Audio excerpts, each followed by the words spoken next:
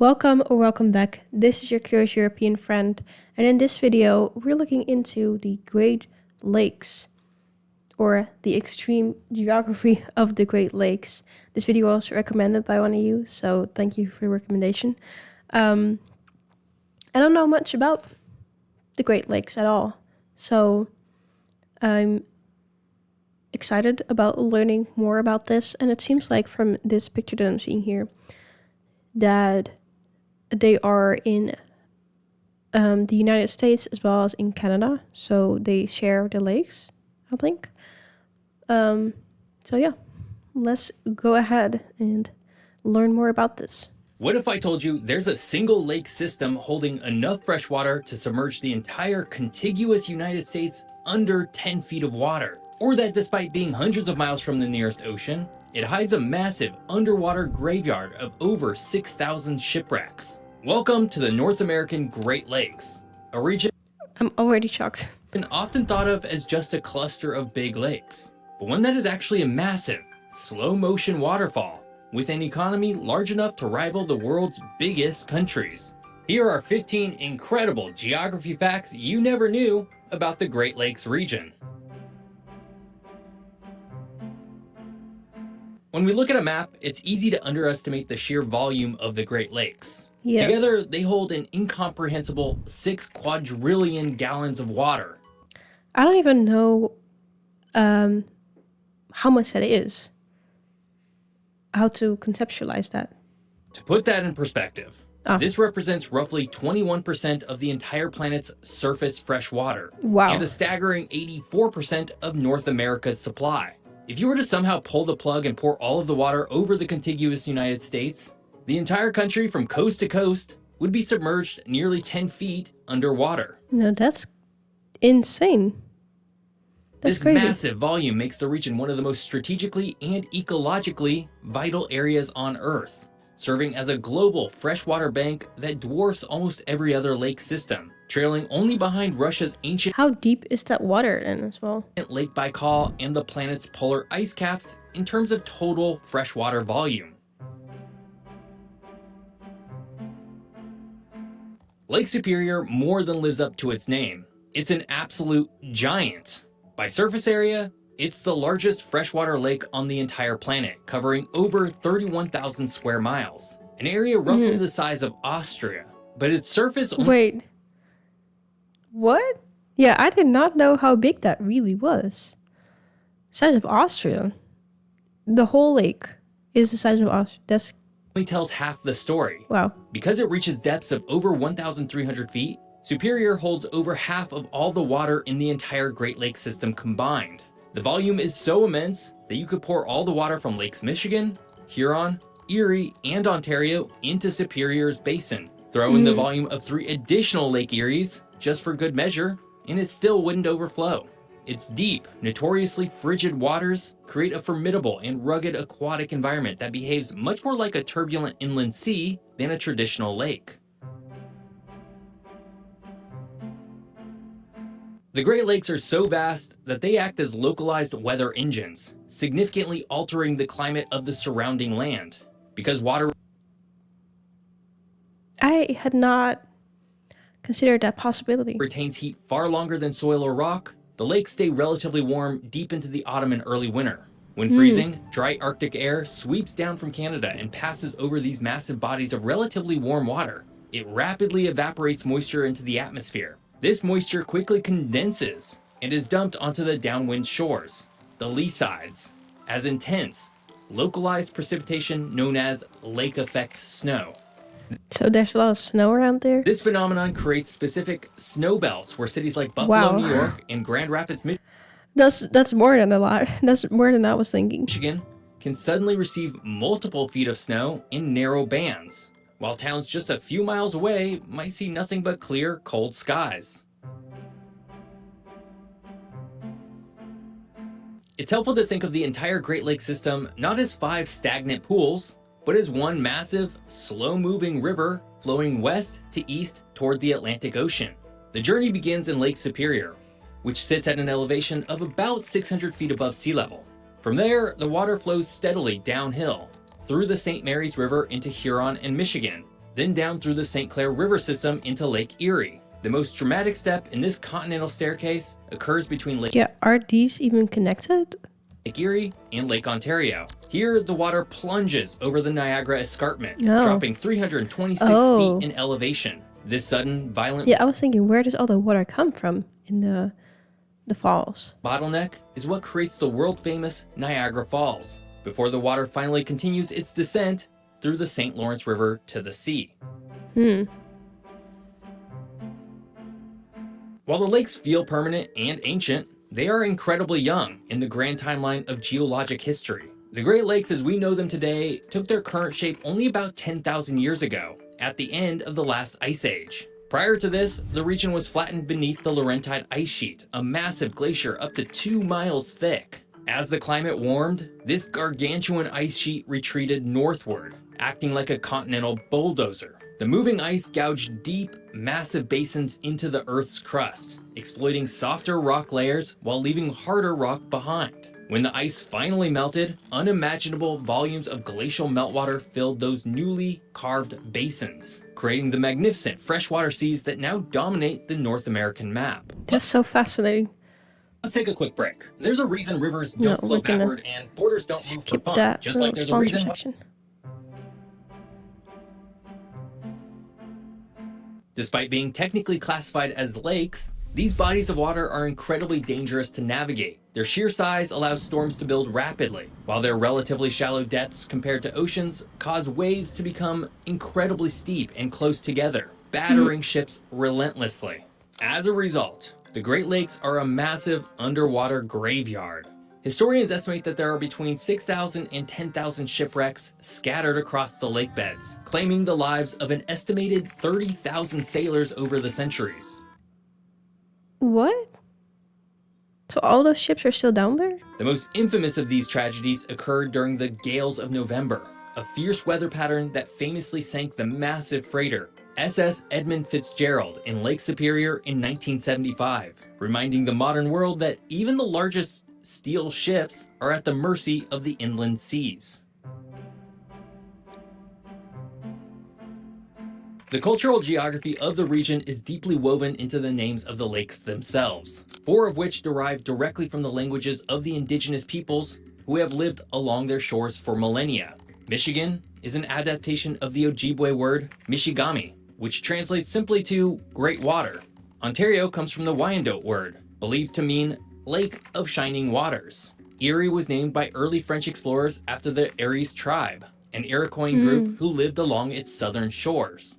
Huron is the exception, being a name given by the French to the local Wyandot people. Acknowledging these names is a constant reminder of the complex, rich First Nations and Native American history that predates European arrival by thousands of years. In the early 19th century, the formidable Appalachian Mountains acted as a massive geographic wall blocking the movement of goods and people between the Atlantic coast and the resource-rich interior of North America. This all changed in 1825 with the completion of the Erie Canal. This monumental engineering feat artificially connected the Hudson River Valley in New York directly to Lake Erie. Almost overnight, transport costs for bulk goods plummeted by 95%. The canal funneled the immense agricultural wealth of the Midwest straight into New York, bypassing the alternative route down the Mississippi River. This geographic pivot fueled a massive population boom in the Great But did Canada also use that canal? Lakes Basin and cemented New York City's status as the financial and commercial capital of the United States. As Chicago rapidly industrialized in the late 19th century, it faced a I guess this is more centered around the US. massive geographic and public health crisis. The city's sewage was flowing directly into the Chicago River, which emptied into Lake Michigan, the exact same place the city drew its drinking water. This deadly loop caused devastating outbreaks of waterborne diseases like cholera and typhoid. To save its population, engineers executed one of the most audacious infrastructure projects in history. They reversed the flow of the Chicago River. Completed in 1900, a massive canal system was cut through the subcontinental divide. By artificially lowering the river's channel, the water was forced to flow backward, sending Chicago's wastewater south towards the Mississippi River basin, permanently altering the hydrology of the region to protect its freshwater source. Well, just all the magic they can do to kind of try to manipulate the natural flow of the water. It's strange to think of naval warfare taking place in the middle of a continent, but during the War of 1812, the Great Lakes were a fiercely contested war zone. Both the United States and the British Empire recognized that controlling these waters meant controlling the vital supply lines to the North American interior. This led to intense arm races and shipbuilding campaigns on the shores of Lake Ontario and Lake Erie. The conflict peaked at the Battle of Lake Erie in 1813, where American forces under Oliver Hazard Perry decisively defeated the British fleet. The stalemate of the broader war ultimately led to the Rush-Bagot Treaty of 1817, which strictly limited military vessels on the lakes and established the foundation for the famously demilitarized US-Canada border. Today, the Great Lakes region is far more than a geographic feature. It's an economic titan. The area forms a massive cross-border megalopolis stretching from Chicago and Milwaukee in the west, through Detroit and Cleveland, all the way to Toronto and Montreal in the east. Roughly 60 million people, almost a fifth of the US population and a quarter of Canada's, call this basin home.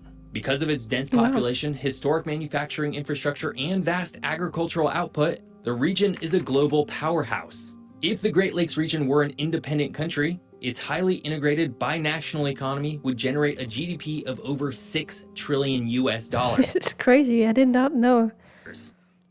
Making it the third or fourth largest economy in the world, heavily driving the North American supply chain.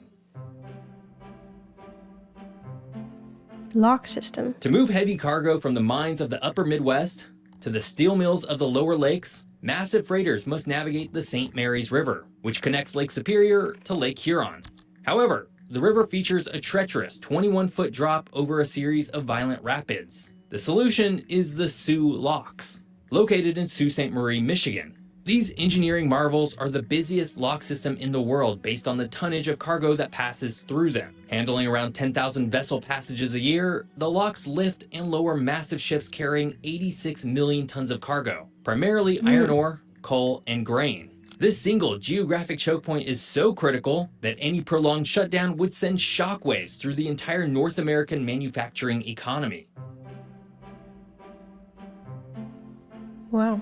Beyond global trade and heavy industry, the most critical function of the Great Lakes today is sustaining human life. They act as the primary drinking fountain for more than 30 million people in the United States and Canada. This staggering reliance makes water quality management one of the most pressing human geography issues of the 21st century. The lakes face constant modern threats. Agricultural runoff causing toxic algae blooms, particularly in the shallow, warmer waters of Lake Erie, legacy industrial pollution, and invasive species like zebra mussels that disrupt the food web. What is this? What? I've never heard of a zebra mussel.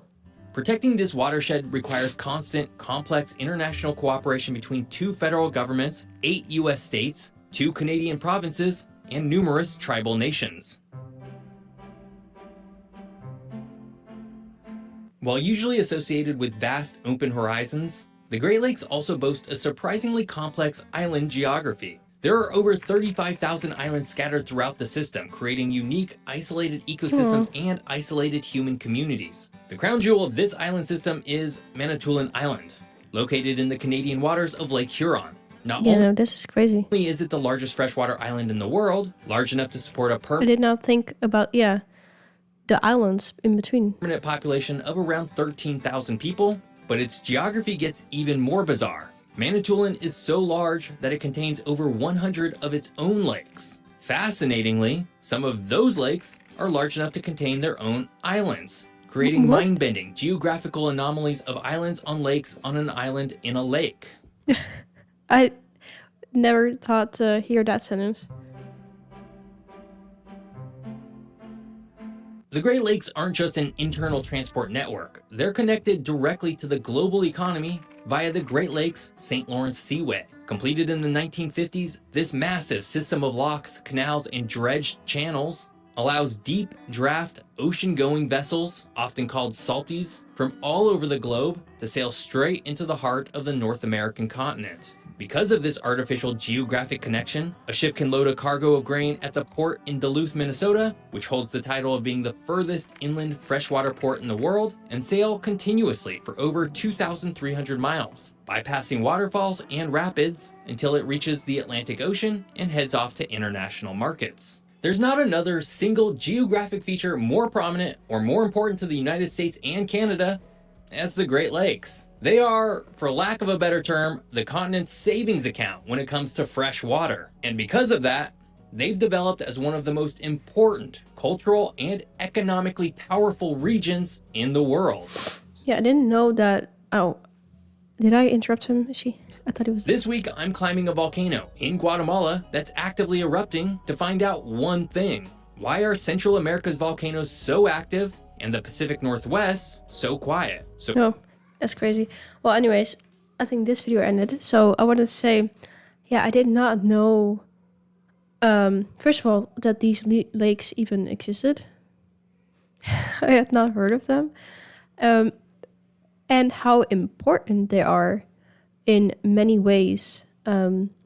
Yeah, so they provide fresh water. And the whole importance of bringing goods and trade to other parts of the world as well. So that's quite fascinating.